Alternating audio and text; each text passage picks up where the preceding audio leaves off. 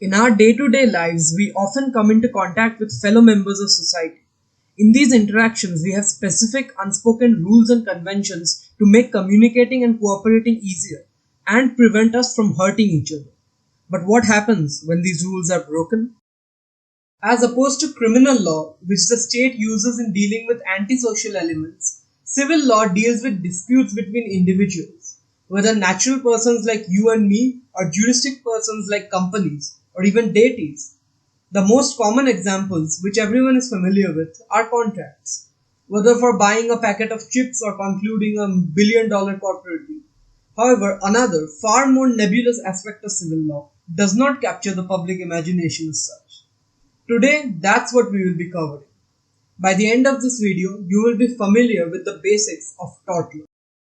Before we begin, be sure to hit that like button. Don't forget to subscribe to the channel and press that bell icon to stay updated with the latest news from Amicus Curiae. The word tort comes from the French word torquer, meaning to twist. To put it simply, a tort is a twisted act or a wrong. When the legal rights of a person are violated by another, the act gives rise to a civil wrong. Thus, a tort is a civil wrong. A person who commits a tort is called a tortfeasor. But are all civil wrongs torts? There are mainly two kinds of rights the law grants to a person. Some rights are granted with respect to specific persons only, such as a right created by a contract. Such rights are called rights in persona. On the other hand, some rights are available against the world at large. For example, every person has the right to not be attacked physically, have his reputation damaged, or not be interfered with in the peaceful enjoyment of his property. Such rights are called rights in rem. There is no need for any pre-existing legal relationship to enforce such a right. The violation of every legal right entails a civil wrong, but torts are committed when a right in rem is breached. Thus, when a person deprives you of your rights available generally, he commits a tortious act. There is no need for a pre-existing legal relation. Therefore, breaches of contract or trust are not torts, but form their own categories of civil law. However, the same act can give rise to both a tort and a breach of contract or trust. The main goal of torts is to protect the rights of persons even when there is no explicit legal obligation. Its aim is compensatory, to redress the wrongs committed through relief to the victim, proportionate to the degree of damage caused to him. Its priority is not to punish the tortfeasor, but to make good the injury inflicted. While criminal law is punitive in nature, to punish and make an example of the wrongdoer, it cannot serve as a vehicle for the redressal of the person affected by the wrong. The objective of tortious relief is to restore the victim, as far as possible, to the status before the wrong was committed. As it covers cases where no specific relationship exists, expanding the horizons of civil law, it can be called the law of the gaps. All torts have three main elements: a legal duty of care, a wrongful act resulting in a breach of the duty, and a legal injury arising from the violation and giving rise to a cause for action. A legally wrongful act or omission is that which unlawfully affects the legal rights of another person. Though wrongful acts can be both moral and legal in nature, the law only recognizes legally wrongful ones to be actionable. When such a wrongful act breaches the standard of reasonable care towards other persons imposed by the law, it constitutes a breach of legal duty. A breach of duty towards a person gives rise to a legal injury, regardless of whether any actual loss has occurred. Thus, tort law is concerned only with the breach of legal rights, not actual damage caused.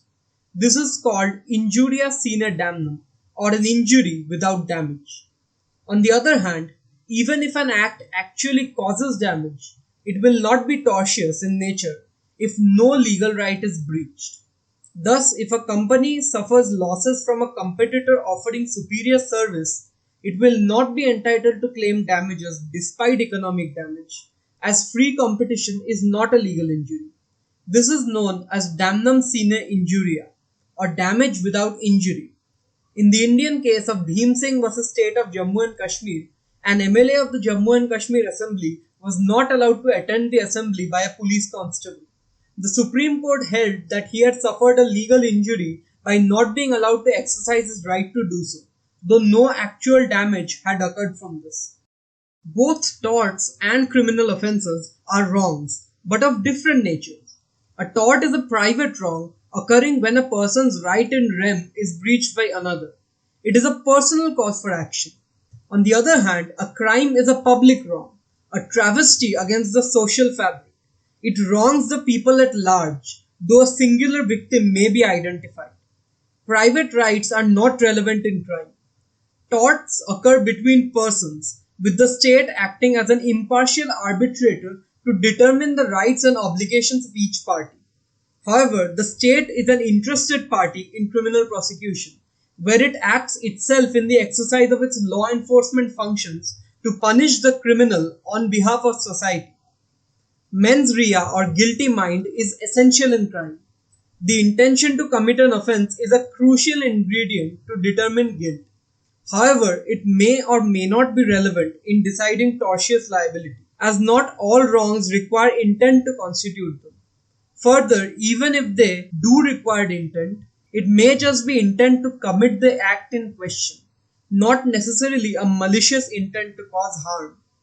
The same act can lead to both a tort and a crime, such as civil and criminal assault or battery and causing hurt.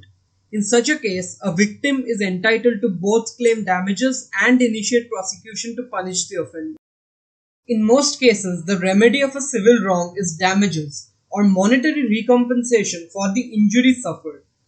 However, there are two kinds of damages, liquidated and unliquidated. In the case of liquidated damages, the amount of compensation to be paid is fixed by an earlier agreement. For example, a contract may stipulate how much money is to be paid by each party in case either breaches the contract. On the other hand, the amount is not fixed in unliquidated damages and is instead calculated on the basis of the injuries suffered. Torts are characterized by unliquidated damages, as the tortfeasor's liability depends on the extent of the injury and the resulting damage. A breach of a legal right without any damage whatsoever still creates tortious liability, but when damage is caused, the quantum of damages must be increased in accordance to compensate the victim fully. This concludes our basic introduction to the fascinating and dynamic world of the law of torts.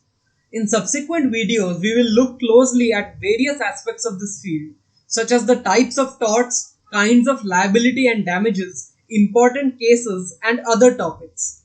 Do you now feel that you have a satisfactory grasp of the basics? Let us know in the comments.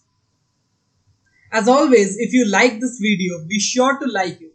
And if you wish to keep watching informative, concise and fun explainers like this one, press that subscribe button and hit the bell icon.